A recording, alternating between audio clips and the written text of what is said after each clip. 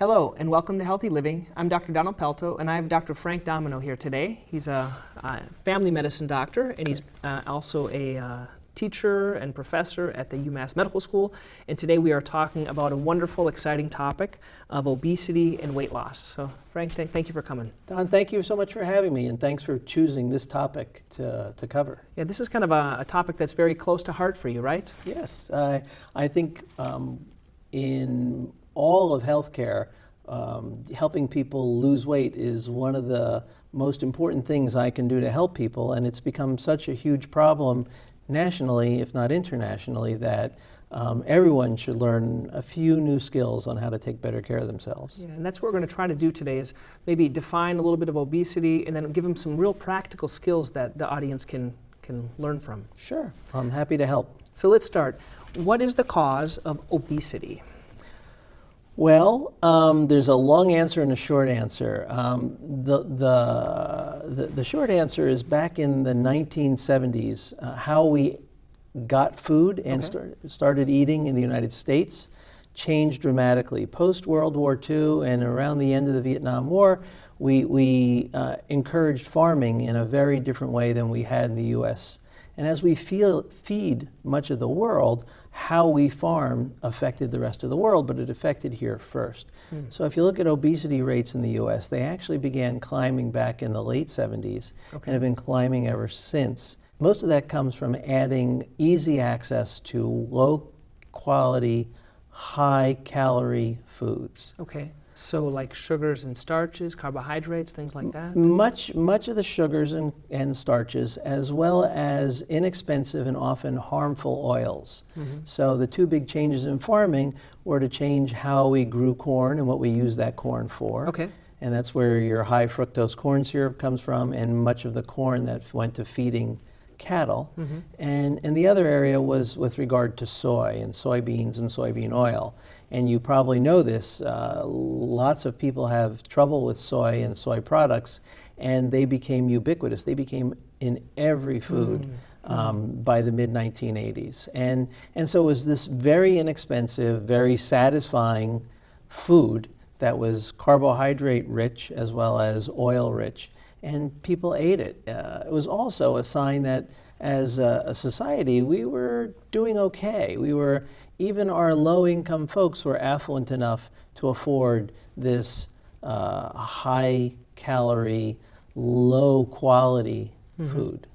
So basically the food in those days, it had changed. We had a shift of the type of food that we were eating. And I remember my grandmother, she always used actually lard and things for cooking. And then that changed. All of a sudden they said lard was bad for you and you have to use these other types of oils that were produced, mass-produced, sent over the world, but we use them first here. Right. And it turns out, looking way in retrospect, that many of those assumptions were incorrect. That things like lard, if it was natural, if it wasn't altered by a processing method, does not increase the risk of heart attack or stroke or heart death. And used in appropriate amounts didn't contribute to obesity. But large access to sweetened drinks in particular, fast foods that were very calorie dense, even restaurant foods that were very, very calorie dense, probably led to the greatest component of why we're dealing with such a problem. It turns out about 1 in every 3 adults and probably 1 in every 6 children in the United States meet the medical definition of obesity. And this is a real epidemic. This is something, both those numbers are going up. At-risk populations have much higher rates.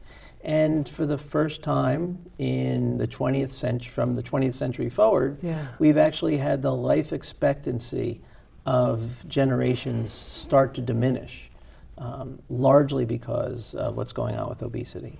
And this obesity also causes other health problems that the audience should know about, like diabetes, high blood pressure. High blood pressure contributes to high cholesterol. It contributes to physical ailments. As we're aging, we know that 1 in 2 men over 65 are obese. And you think this is a population who need hips and knees and in your world, I'm sure you see a fair amount of foot and ankle problems that are very, very related to obesity. Yes. Yeah. You were giving me an example just a second ago of plantar fasciitis, a common condition that, from both of our experiences, is best treated with just a small amount of weight loss. Yeah, yeah. And so let's say we have this problem with obesity, and a lot of people struggle, a lot in our family and things like that. And then I know, I grew up, and my mom and different people, they tried different diets. So what's the solution? Is it dieting? Is it eating less? What's the solution? Is there a solution for it? Well, there are a variety of things people can try, but I actually like to keep it very, very simple. Okay. We know in the U.S. the primary food type that has been associated with obesity is excess carbohydrates. So that's your sugars and your breads and your starches.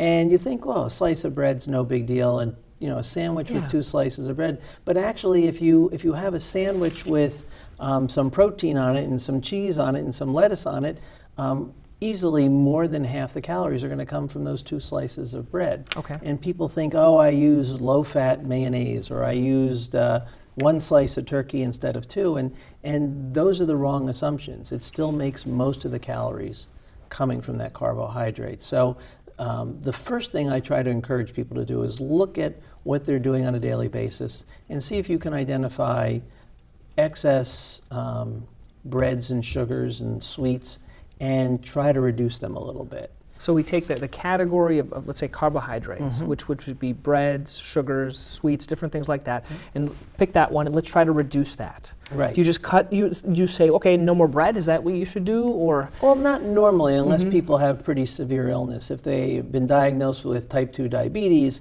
and they're hesitant to take a medication, I say, okay, we have to get a little more aggressive. Okay. But for the average person trying to lose weight, I think mostly you need to identify maybe some areas that you could make a change. Okay. So let me give you an example. Yeah. We know in the U.S. that liquid carbohydrates, sweetened drinks, are a huge problem. That people think, oh, I don't drink soda. Well, sweetened drinks include things like orange juice or apple juice. Even all natural, 100% freshly squeezed orange juice is just all sugar and water. It does have some vitamin C, and that would be important if you were at risk for vitamin C deficiency, but that doesn't happen in the United States. Yeah. So instead of drinking orange juice, have an orange. It has 1/3 of the calories, it's got tons more fiber, and it will satisfy that craving for something sweet. And so carbohydrates is a huge primary step, to look at where people are using breads and sugars and other forms of carbohydrate and try to switch. The other area that I have people focus on, and I learned this from a great dietitian at the medical school who's written many papers in this area, are that if you help people get more fiber in their diet. Okay. So what's fiber? Let's define what fiber is. Well, fiber is a type of carbohydrate that is often non-digestible or non-absorbed. Okay. And doesn't contribute to too many carbohydrates. We typically find it in foods like plants or fruits. Okay. So you think of a piece of celery, it's very fibrous. But most green vegetables have quite a bit of fiber. And if you look at people's diets in the U.S., you'll find that many people will go a whole day with 0 or maybe 1 serving of a vegetable a day. Their approach, the dietitian's approach, are to say, let's focus on getting 7 to 10 servings of fruits and vegetables a day. If you do that, you'll get somewhere between 25 and 30 grams of fiber a day, which is what's recommended. You will be full all day long. Okay. You'll feel better, and you'll be much less prone to eat things that are going to contribute to your obesity. So instead of cutting things out, they try to increase more of the good things. Absolutely. So there's not enough, you're not hungry. Yes. So with regard to how to change your foods, my first thing is to chat with people, identify how many servings of non-starchy vegetables a day. And so that's everything but rice and pasta and potatoes, and just see how many they're getting a day and try to increase that and help them figure out ways to do that. The other is try to find 1 or 2 ways to identify excess carbohydrates that they can switch out. One caveat with the carbohydrate piece is around artificially sweetened drinks. Okay. We know that consumption of a daily artificially sweetened drink increases the risk of some adverse outcomes, things like stroke and dementia. Okay. And so if people are trying to get away from the real soda and use diet soda in its place, I strongly encourage them, let's find a different drink. And water's probably the best choice. Okay. But avoiding those artificially sweetened drinks has merit, and so but overall, my basic two pieces of advice are to increase your fruits and vegetables and try to eliminate a few heavy carbohydrate-laden foods. Now, let's say someone is interested, they're listening to this, they're motivated, but they need some help. And do they seek out their primary care? Do all primary care doctors do this? Is it a nutritionist? Is it a health coach? You know, who should they seek? Well, any of them are reasonable choices. So structured plans in the community are very effective, but you mentioned a very important word, and that's motivation. Okay. The two most important, without a doubt, most important components of weight loss are identifying your motivation and committing to addressing that motivation. And the second is learning to eat mindfully. What's believe it or that? not, So not while you're watching TV, is that mindful? that's part of it. But most of us take in excess calories because we don't stop and pay attention. Okay. Or we convince ourselves this isn't a big deal. And the medical literature is really clear on this.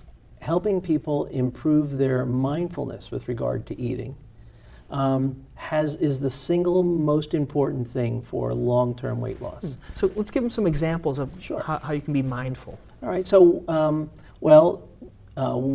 the easiest thing to do is ask someone to write down everything they eat every day. And there's some great apps to help you with that. Yeah.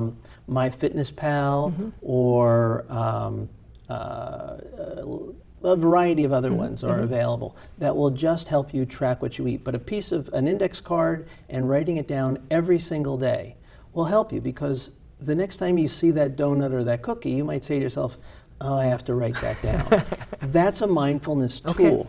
And so I do talk to people about learning to meditate, and there's a wonderful app offered by the medical school that's for weight loss, where you spend the first month doing brief meditations every day. That's the only thing you do that help you focus on learning to be mindful. And then they start initiating thoughts around how to change your diet and how to change your exercise level and so forth. So when I talk to patients, the first thing I do is say, why do you want to lose weight? Tell me about that. If it's, I have type 2 diabetes and I don't want to take medicines, or I want to stop these medicines, or I saw my brother just lose a toe and I'm concerned. And I say, all right, let's use that motivation. Let's commit to something about the losing weight. And then I help them build a mindfulness tool. And the simplest one that I do with patients is I have them just track how many servings of fruits and vegetables a day. I tell them I don't care about anything else, but write down when and what you eat. And we do that for a month, and then we gradually build. Now, that's what I do. But you look at commercial plans where they deliver food to your house. Yep. That's another mindfulness plan. You've committed to, I'm just going to eat what's delivered. Yeah. And so you don't have to think about the cookie or the donut or the pizza. It's planned. You join a group. There's a number of commercial groups where you go to a meeting every week, and you share your experiences with each other. And the strength of the group helps you succeed. Yeah. And that's just another mindfulness tool. So even if you don't buy the meals, but meal planning has to be a mindfulness. I'm planning to eat these 3 meals Monday, Tuesday. Well, when I get into the details with the patients, how do I get 7 servings of fruits and vegetables in my day? I'm like, well, so you need to think about what you're going to have. Maybe a piece of fruit with breakfast, maybe a mid-morning snack that includes some nuts and a piece of fruit. Lunchtime, you can get 2 or 3 servings of a vegetable then, but as you said, you have to plan. You have to bring a salad or get a salad or make some extra vegetables and have it with you. You can still eat your sandwich or whatever, but you need to have those vegetables there. A piece of fruit there, a 3 o'clock snack, and a dinner that includes 3 or 4 vegetables. So you have to help people plan. And so we talked about that portion. How about the motivation portion? I know a lot of people, they come in the beginning of the year and they're motivated. Sure. Is that motivation? What is motivation? Well, they are motivated, and people can have a whole host of reasons, whether it's the first of the year or an illness of a friend or it's bathing suit season. But you need to build on that. You need to say, all right, if that's your goal, we need to find a way for you to commit to it and reaffirm it. To harness it, And that's a little bit where the mindfulness comes in, because if you look at the cookie, you said, I said to myself, I'm going to get in that bathing suit, or I said to myself, I'm going to get off the insulin for my diabetes, or I'm going to set I want to be healthy for my children or my grandchildren. Now, I know we didn't address this as a question, but I'm thinking about, is it addictive? I think there's a good bit of data that it is. Okay. We know that. Because is it only willpower that people can't stop or change what they eat? No, well, it requires willpower to stop and change. It requires that changing of your mind. But we know there's pretty good data where that the food industry worked really hard to figure out what triggers certain chemicals in your brain. Okay. And if you don't get them, you go through withdrawal. Or when even if they're not present, you think about them, you actually crave them. Okay. And so I think food is addicting. There was a time in the early, through most of history until the first third of the 20th century, where food was scarce. And you were hungry more than you were not. And unless you were highly affluent, you were always hungry. And since the middle part of the 20th century, when food's been abundant, you could feed that desire. And so whether it's a true addiction, we know that medicines we commonly use for addiction are often very helpful for people to lose weight. For weight loss. So there's some part of your brain that it's definitely, there's a food craving connection. Yeah, and so this idea of the mindfulness and changing the foods, is that the reason why some people aren't successful? Is the mindfulness, in your opinion, one of the larger reasons why people don't have success with weight loss? Because most people, including myself, I think we all have tried to lose weight, and sometimes we're not successful. I would say it's the mindfulness piece and the commitment piece. Okay. I think you have to identify why you want to lose weight and recognize whether it's truly a priority for you or not. And if it is, you need to be reminded of that priority almost every day. Yeah. And so it's that melding of those two areas. It's that melding of, okay, I'm going to do this, and I'm reminded I'm going to do this when I'm most tempted. So often people become fatigued and crave sweets At late night, in the evening. late at night. And this is very, very common. And they're tired, it's the end of the day, and they go scrounging for something sweet. A really great way to address that is help them pre-plan and say, okay, you have one cookie, it's 180 calories and it's all carbohydrate. Or you buy some very good cocoa. Glass of cocoa has 80 calories, and there's some carbohydrate, but there's also some protein and fat. And I'm not talking the cocoa-like products, but this is this is something you're going to spend a little bit more money on. That's going to be sweet, and it's going to be warm, and it's going to totally cure your sweet craving, and it's for 80 calories. So you think, oh, I want something sweet, and you have something that you can go to.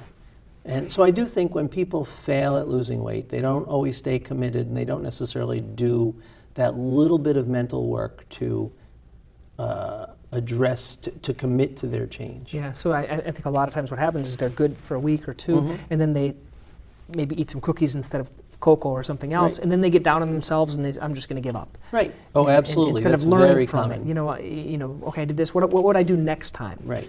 And something like that. Great. Well, in all our lives, we've all had successes and failures. Yes. And I think you have to go with patience, because they're going to have good weeks and bad weeks, and tell people up front, look, in this process, you might trip, you might fall, you might binge for 3 days and be upset, but that doesn't mean there has to be a fourth day. Yeah. And if you've had a couple of bad days and you need advice, check in or call or use a tool that will help you get back on track. And this goes on to the whole aspect of community. How important is having a doctor or a community, maybe a weight loss buddy or a group that you go to?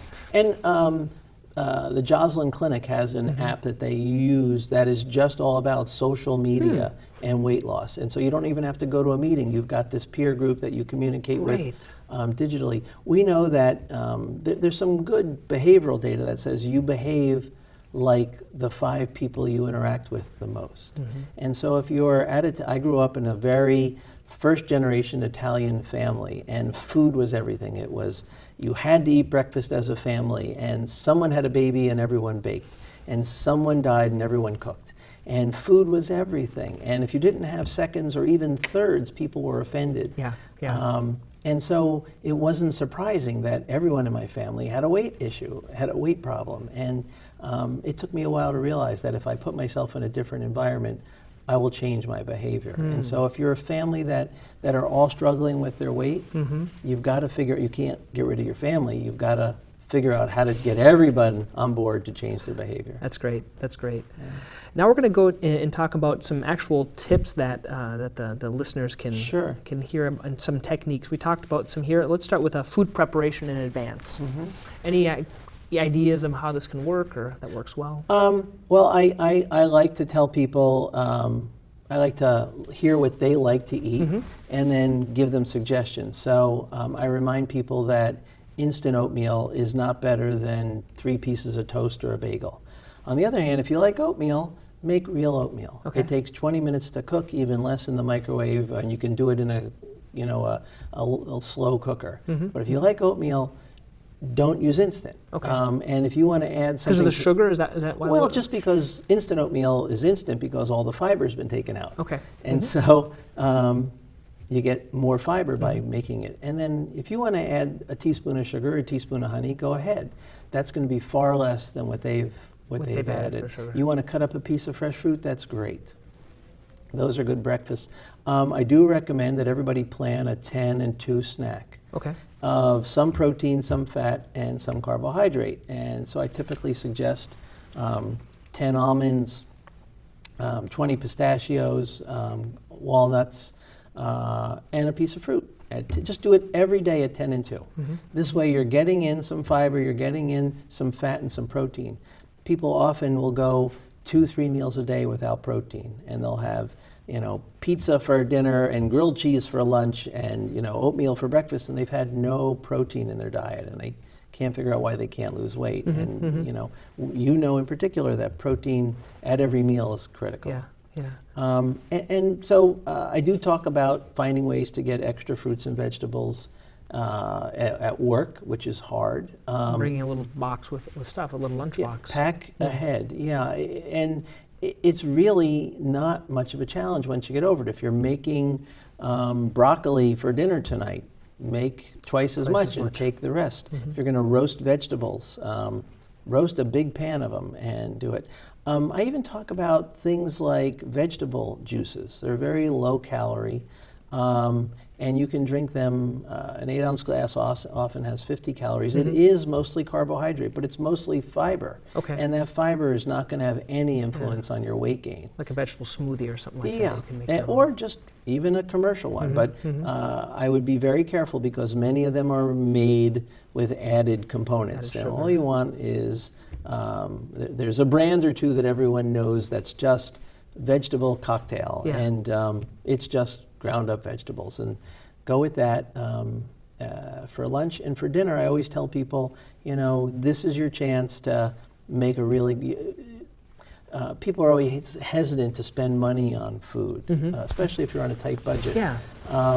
But this is stuff that's going into you, and so you're worth the investment, and you'd rather spend the money on produce to eat than co-pays for medications. I would rather you spend all your money on foods, and that's the way we treat your diabetes, rather than 3 different medications.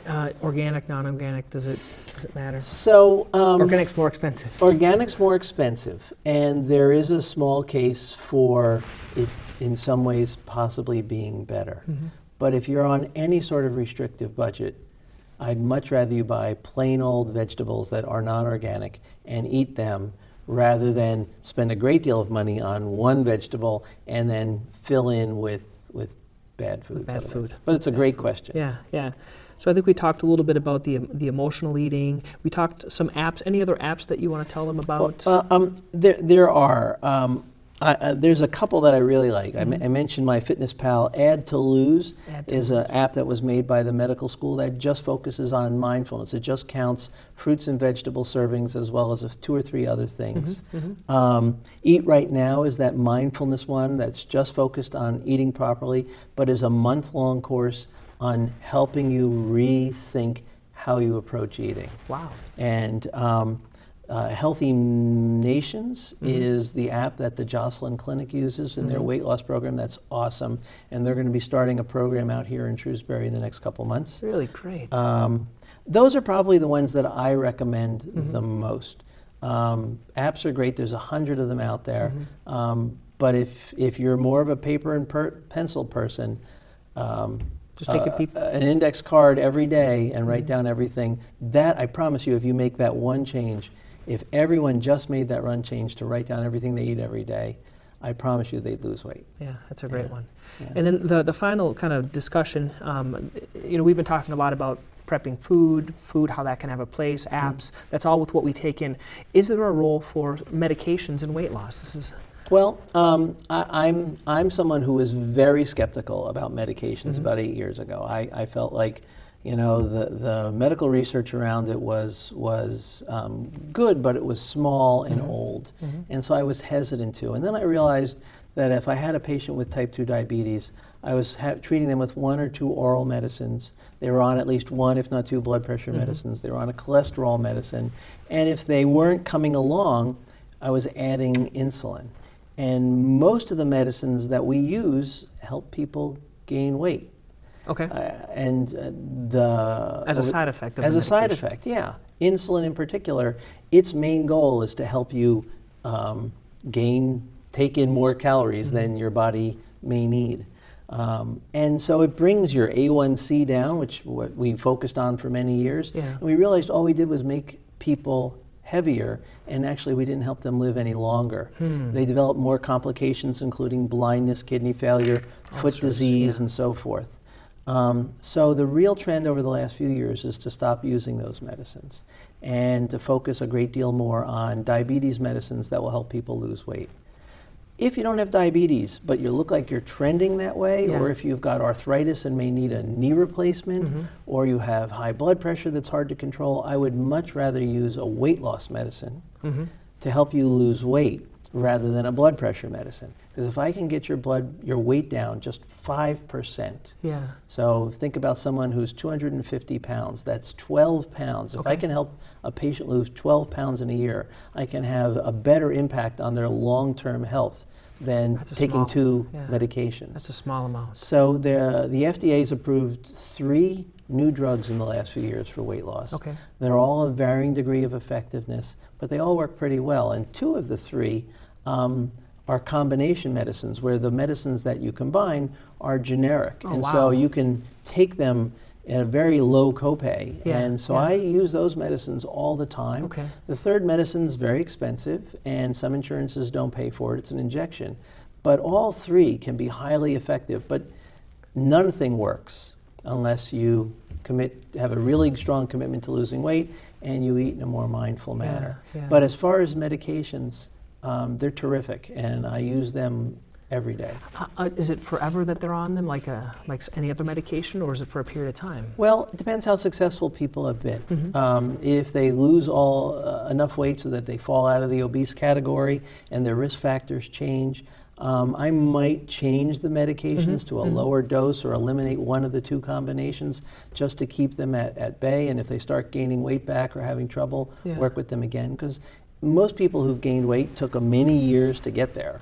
And it's, if you get them down, it can be very easy to fall into old habits. So I don't mind I would much rather use a medication to help people control their weight for the rest of their life than the 2 diabetes medicines, 2 blood pressure medicines, and a cholesterol medicine. Great. Well, thank you very much. This has been very informative, and for all the viewers here, it's been great having Dr. Domino here. Thank you so much. Don, thank you for having me.